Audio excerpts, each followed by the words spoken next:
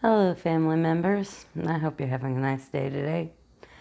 I want to talk to you today about two figures who have caused quite a lot of stir amongst the Democratic Party establishment lately for very different reasons. And kind of talk about what it says about the party and about just society in general, I guess. That these two figures are spoken of the way that they are spoken of. The first I will mention is the Twitch streamer Hasan Piker. And the second one that I'll be talking about is Eric Swalwell. And if you know what he did, you know why I'll put that a little later in the video. Or what he allegedly did, I should say, at any rate. So this weekend, we had a lot of chatter about these two figures, Hasan Piker and Eric Swalwell. And the incident, or the reason for Hasan Piker being sort of hot topic, especially amongst Democrats, party elite, I would say, is that he had been stumping for a Democratic candidate.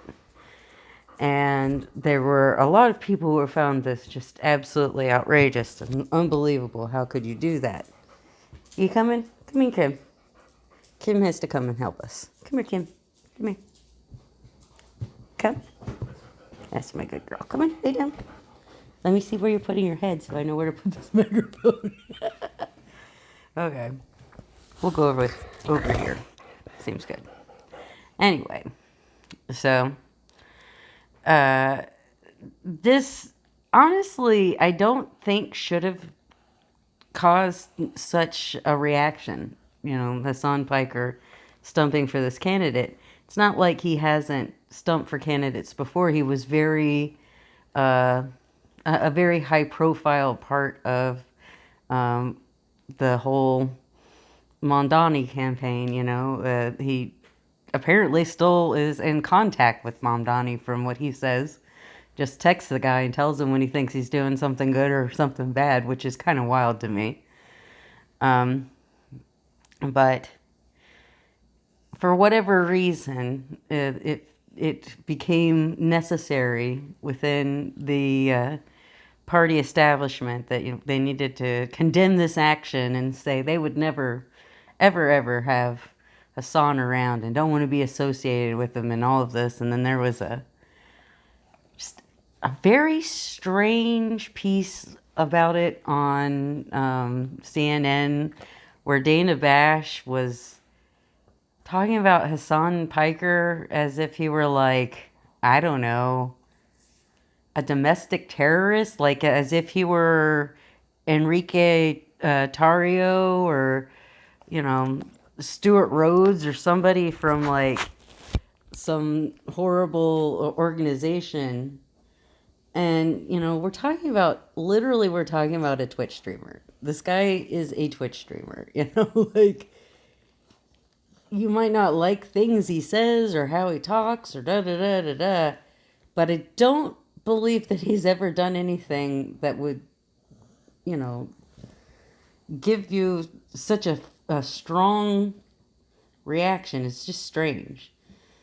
If you don't know who Hasan Piker is, and often people don't, Twitch and streaming and things like that it's a very specific audience that watches that, But basically what he does is he goes on this app Twitch and just points a camera in his face and records what he's doing for like 8 hours a day, every day, like 5 days a week or something.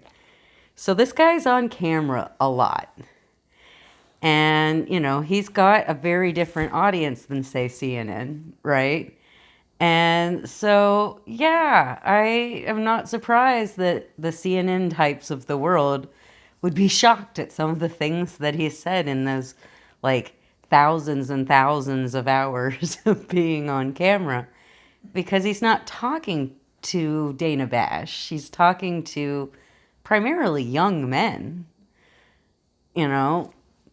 I mean, people love to bring up something he said like in 2019 in the middle of some heated argument where he's like, America deserved 9/11. And it's like, but he's come out since then a million times and been like, I didn't mean the people of America deserve 9/11. I meant that the government had taken actions that led to this happening. And, yeah, it was a dumb thing to say. And he says that, like it's just odd because when someone like say a Roseanne sends a racist tweet, you say, "Oh, okay, we can condemn her off of this one comment because she was really showing something about herself that we didn't understand." This is a guy who is speaking for thousands of hours and has made his positions very clear about a lot of things. You don't have to guess where he stands on things. And if you ask him, he will tell you, even if it's the unpopular position. We don't have to use one comment to try to like tease out what he really feels and thinks, because we have thousands of hours of him telling us. And I think it's really funny when one out of context clip or a couple of out of context clips are all people know about that guy. Yeah, they might think that he's a horrible person, but it doesn't mean much, you know? That's a very shallow thing to look at like two or three comments of this guy who is a commentator, talks about extremely nuanced things, and try to like gauge what you think about him based off of that. That's kind of wild. I'll be upfront. He's not for me. I'm a middle-aged woman. I don't get stream, like the like streamer thing, Twitch and all of that is just not for me. Where are you going, dog? She's thinking. Anyway, but just because I'm not going to be watching his content doesn't mean that I don't see what kind of person he is and gauge him based on that. Now, anytime that I have seen Hasan Piker in an interview or in another format, he is always very articulate and shows that he is well read, that he knows his history, and I've never seen him be anything other than completely consistent on his positions either. And to me, like, that's a rare thing in a commentator. But I think really the reason why people have such a strange reaction to him is because they don't understand the difference in the medium that he's working in. They look at him in the same way as you would look at a CNN anchor or like a news anchor. He's not that. He's not a pundit. He's a new media figure. And the interesting thing is, as much as established Democrats seem to dislike him and be in an absolute tizzy to go out and condemn the guy, it doesn't matter to him. He doesn't care about that because they're not his audience.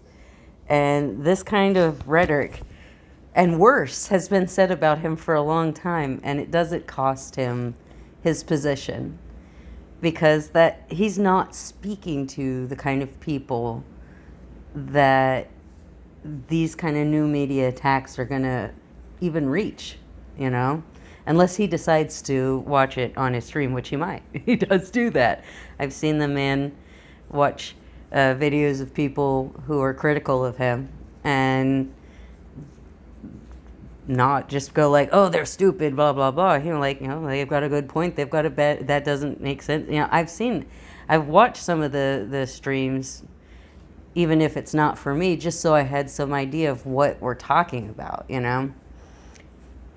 I was watching Lee Miller, who is a law YouTuber, and a lawyer and political commentator, and she was talking about this issue. And she kind of, at the end, she's like, you know, I don't really like the guy. And I don't like this about him. I don't like that about him, blah, blah, blah, blah, blah. And then right after that, I saw a clip from his stream where he watched that. And he watched her criticism. And it's interesting to me, his reaction on it. Because it did seem to disappoint him in a way. I was a little surprised.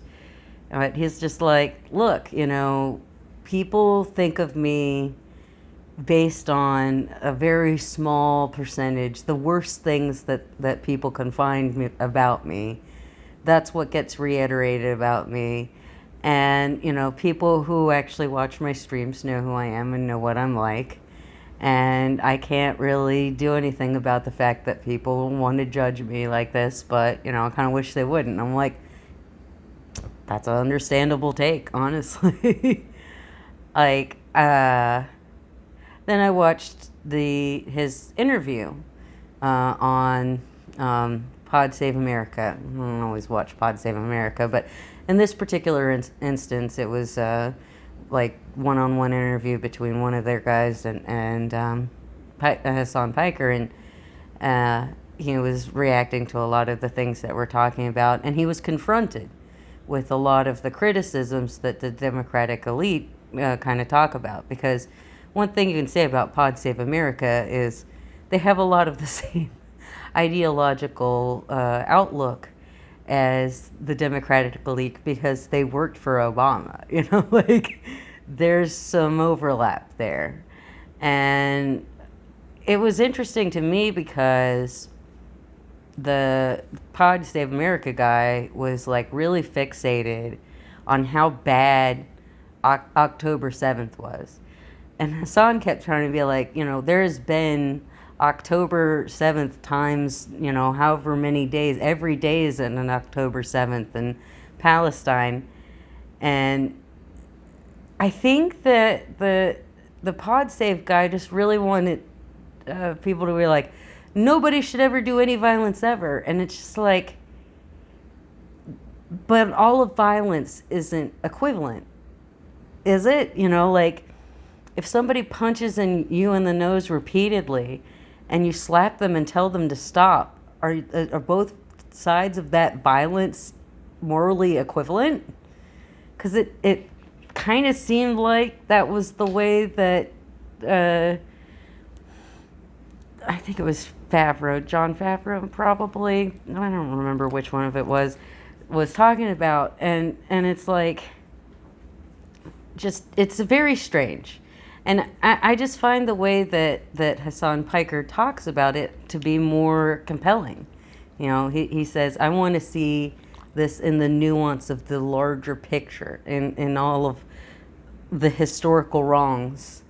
You know, this didn't all start on October 7th, you know? And it really impressed me how much history he knew, you know? And I feel like we don't get that level of devotion and understanding in new media. And I don't think that in old media and legacy media, and I don't think legacy media really knows how to respond to it. Like, the underlying conceit in any legacy media is always going to be with the understanding that corporate interests must be served at the end of the day. Like, you can't say anything too challenging to corporate interests because nothing gets published in legacy media without being going through that corporate the machine. There's no legacy media that isn't a corporation. There's no legacy media that doesn't have business interests, conservative interests. And that's not true of new media because a lot of times it's crowdfunded. And you don't need to worry about upsetting people who are powerful because there might not be any powerful people watching you at all except to fear you. And I think that really is why the Democratic Party is so afraid of somebody like Hasan Piker, because Hasan Piker doesn't have to play the same games that they have to play. And he actually points out that voters don't have to settle for that either.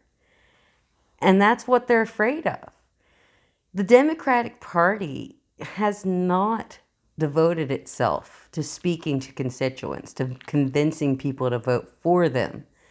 What they've devoted all their energies into was convincing people to vote against the other party, much like the Republicans did. Both parties went all in on convincing people to vote against instead of convincing the people to vote for. And that's why we have a solid third of the country that's just completely checked out. It would be a very different thing if people actually voted, but that's not what happens. They talk all about like the top of a ticket, like the presidential candidate, but to me, like, it should really be the local candidates. People, I think it's got to be a lot easier to pick something local and find somebody who wants to champion a local issue and then get people from that local area to come out and vote for that. And then as a byproduct, they vote up the ticket instead of down the ticket. But that's not the way that this has been set up. And so the party really does need to learn how to incorporate people like Hasan. And I don't know that it can. Because a lot of the establishments, the people at the top in the party, have been taking money from corporate donors and high-powered, oligarch types for so long that they owe people. And they owe people things that are completely at odds with what is right for the American people. And I don't know. I don't know what happens to this party. I will say the way that they handle Hasan Piker, someone who challenges them, but, otherwise is not a bad actor, is disappointing. But I will say that the way that they handled Eric Swalwell, who is most likely a true bad actor, well, that actually was a bit heartening. At least on the party level. Let me explain. So Eric Swalwell has been fighting off allegations of sexual assault and rape. And the allegations have kind of come out piecemeal, but I think it was late in the day Friday. CNN, it was Friday or Saturday, CNN came out with a new accuser who had very extensive allegations. I watched the interview, and I believe her. The way she talked about the whole thing was just so... She said something like, I heard that there were other allegations, and at that point I realized I couldn't be afraid anymore because that's how he gets away with it. By people being afraid to come forward. And it just, kicked me in the teeth to think about, she's gone through what she's gone through. And then on top of that, she has to come forward and do this really heroic thing and be very vulnerable and have people immediately call her all sorts of horrible stuff. And I will say, I was in a few, emphasis on was, sort of general Democrat politic groups on Facebook where I saw some very disappointing responses to this. Oh, it's all Roger Stone. What about this timing? What about... This is not suspicious timing, people. Like, the guy is about to, go through the primary or whatever, I don't know. The California governor race is weird. I don't know exactly how it works, but like that starts to ramping up. It looks like, like he was going to be a viable candidate. That is kind of the time when people come forward. But then I actually watched the I guess TikToker or influencer, whatever, who really brought this to light and found out how it happened. She was in a position to interview him. And then after that, she got all these people who were messaging her like, don't give him your information, don't give him your information, warning her. In other words, it was kind of a semi-open secret around people who knew him that he was a skis.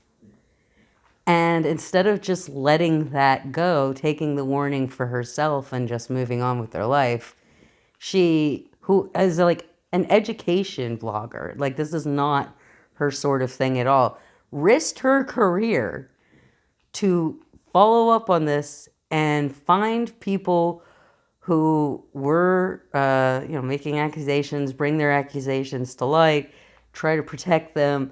Like, this was something that legacy media should have caught.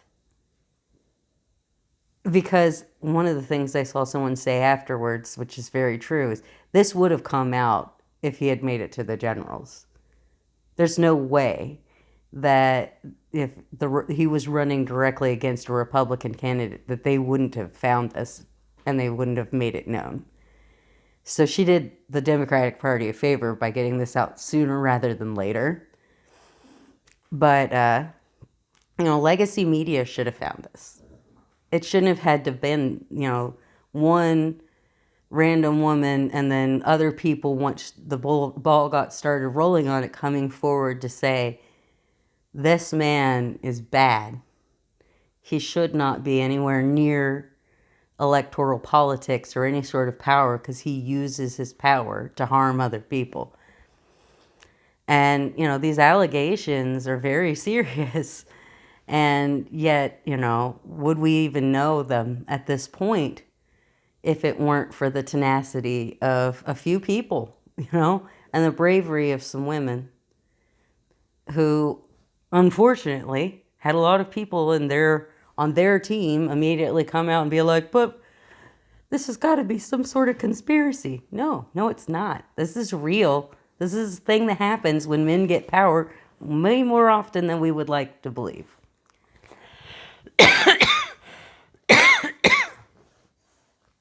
But I will say, as creaky as the Democratic Party is to respond to a lot of things, they were not creaky in this.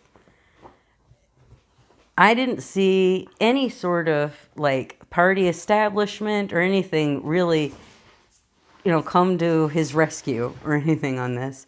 It was silence until there was enough information to know for certain that this wasn't going to go away. And then it was immediate demand for him to go away. And that's the right thing. That's the right thing to do. Like, once you find out someone is using their power to harm people, you should not allow them to have access to that power anymore. I know that might sound like a weird thing to say in this country right now, but that's the way it should work. And it's very interesting to see the Democratic Party do that so well, get that so right, be able to move so quickly on that, but not be able to move nearly as quickly on so many other issues that are pressing, you know? Why is it that there doesn't seem to be an organized party response to a lot of the things that Trump's doing? Why was there no impeachment or any sort of hearings after Venezuela? Why are we seeing so little action from the Democratic Party? And I think the reason is they believe they just need to get out of the way, let Trump mess everything up, and then they can just run against Trump. And I think the Hasan Pikers of the world are out here saying that's not good enough. And that's why they don't like him. The party knows how to act. Swalwell and their reaction to Swalwell shows that. But do they know how to respond to thoughtful criticism?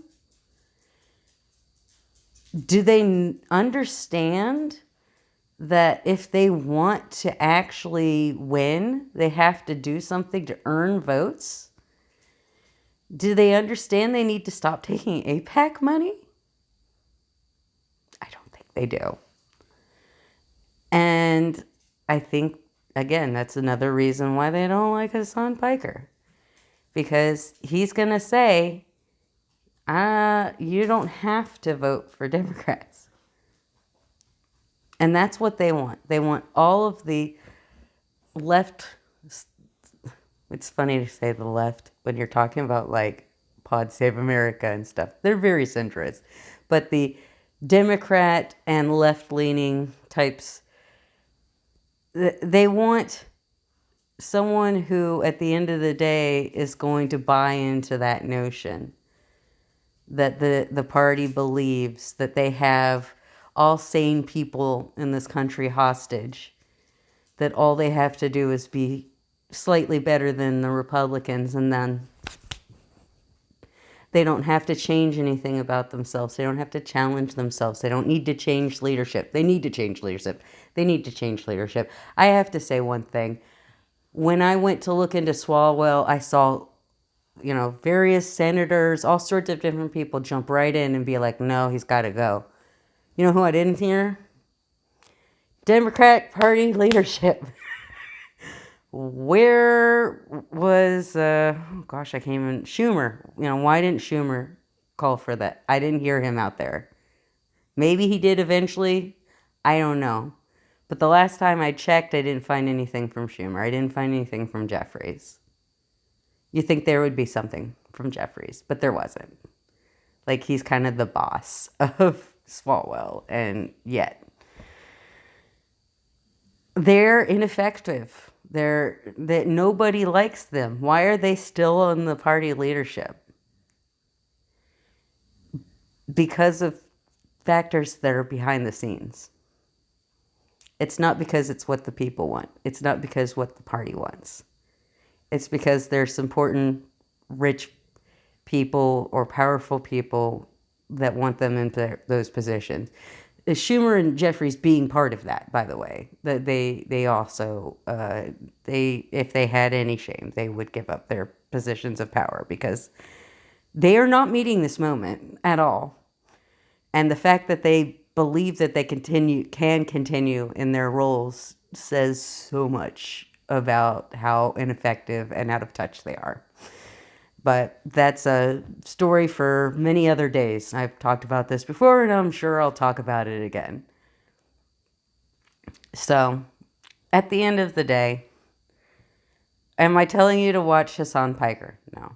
But I am telling you to be very suspicious of anyone who tells you not to like him, because there seems to be a lot of motivations unrelated to anything he said or done that are compelling people to tell you not to like him and try to paint him with the most dangerous, scary sounding brush they possibly can, which is really racist and terrible. And as far as how the party handled Swalwell, they did the right thing. So maybe that's a sign that there is hope for the party yet. I don't know. But until they can stop being so legacy media brained, I'm not holding my breath. Family members, I don't have much time left before it'll cut off. My dad had a stroke. He did survive. He's recovering in the hospital. I am an absolute wreck over it. That's pretty much all I have to say about that for now. You might see a video going into me complaining about the medical care system eventually related to this, of course. Who knows? But at any rate, I will leave you with tell your family members that you love them, people in your life that you love them, because your life can completely change in a matter of minutes. And know the signs for stroke, the Be Fast. I'll leave a link to stroke signs in the description along with my sources. So take care of yourselves. I love your family members. Bye.